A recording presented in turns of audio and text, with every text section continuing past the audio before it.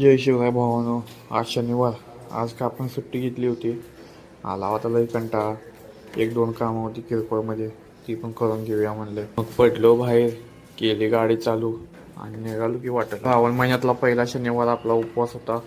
मग गेलो पहिला हनुमान मंदिरात, पाया पडलो आणि मग तिथनं बाहेर पडलो. मी गेलो डायरेक्ट फ्लिपकार्टच्या ऑफिसला. एक पार्सल आपलं अडकलं होतं. तिथे गेल्यानंतर ती म्हणायला लागली की तुमचं पार्सल अजून आम्हाला भेटायचं आहे, अजून भेटलेलं नाही.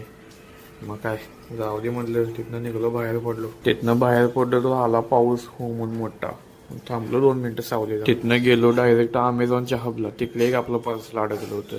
तिथं गेल्यावर म्हणली चुकून तुमचं पार्सल रिटर्न गेले. मग काय, आलो परत. परत येता येता कळलं ना की रस्त्यात खड्डा आहे, काय खड्ड्यात रस्ता आहे ते.